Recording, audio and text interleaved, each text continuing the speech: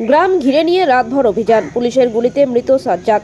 পুলিশের এনকাউন্টারে নিহত পাঞ্জিপাড়া কাণ্ডে মূল অভিযুক্ত সাজ্জাক আলম। পুলিশের দাবি, গোয়ালপুকুর থানার শাহাপুর 2 নং গ্রাম পঞ্চায়েতের শ্রীপুরে সীমান্ত পার করে বাংলাদেশে পালিয়ে যাওয়ার চেষ্টা করছিল সাজ্জাক।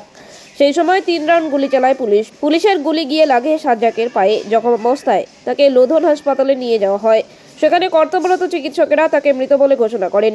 সম্প্রতি রাজ্য পুলিশের মহানির্দেশক রাজীব কুমার বলেছিলেন, দুষ্কৃতীরা যদি পুলিশকে লক্ষ্য করে একটি গুলি চালায় তাহলে পুলিশ 4টি গুলি চালাবে।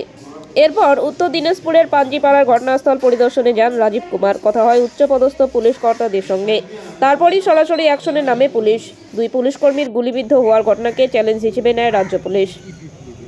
উপরমহল থেকে বার্তা আসে, যেভাবেই হোক দ্রুত ব্যবস্থা নিতে হবে। অভিযুক্ত দুজনের মধ্যে একজনের বাংলাদেশ যোগ প্রকাশ্যে আসায় আরও চাপে পড়ে যায় পুলিশ। ভারত বাংলাদেশের বর্তমানে টালমাটাল পরিস্থিতি। কোনো বাংলাদেশি দুষ্কৃতীর ভারতে এসে অপরাধ সংঘটিত করার ঘটনা যে ভুল বার্তা দেবে তা বিলক্ষণ বুঝতে পারে প্রশাসন। সেই মতো পরিকল্পনা করা হয়।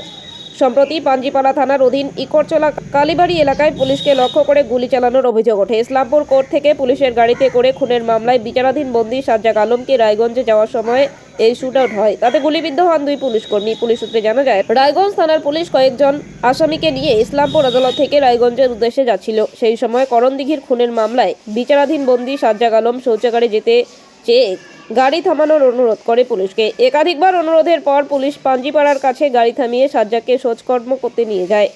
সেখান থেকে ফেরত আসার সময় 2 পুলিশকর্মী নীলকান্ত সরকার ও দেবেন বৈশ্যর উপর বন্দুক নিয়ে হামলা হয় বলে অভিযোগ। জখম অবস্থায় মাটিতে লুটিয়ে পড়েন 2 পুলিশকর্মী। এরপর ঘটনাস্থল থেকে পালিয়ে যায় সাজ্জাক। সেই থেকে সাজ্জাকের খোঁজ শুরু হয়।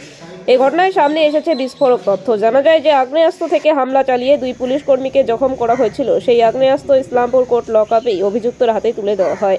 সেই আগ্নেয়াস্ত্র সঙ্গে নিয়েই পুলিশের সঙ্গে গাড়িতে ওঠে সাজ্জাক আলম। পরে রাস্তায় শৌচাগারে যাওয়ার জন্য গাড়ি দাঁড় করাতে পুলিশকে কার্যত বাধ্য করে সে। শেষ পর্যন্ত গুলি চালিয়ে সে পালিয়ে যায়। তদন্তে উঠে আসে অপর এক ব্যক্তি আব্দুল হোসেনের নামও। এই আব্দুল হোসেনই সাজ্জাককে আগ্নেয়াস্ত্র সরবরাহ করেছিল বলে খবর। দুজনেরই খোঁজ শুরু করে পুলিশ। সাজ্জাক ও আব্দুলকে ধরতে পুরস্কার ঘোষণা হয় পুলিশের তরফে। পুলিশ সূত্রে খবর, সাজ্জাকের খোঁজে একাধিক টিম তল্লাশিতে নেমেছিল। নজর রাখা হচ্ছিল সিসিটিভিতেও।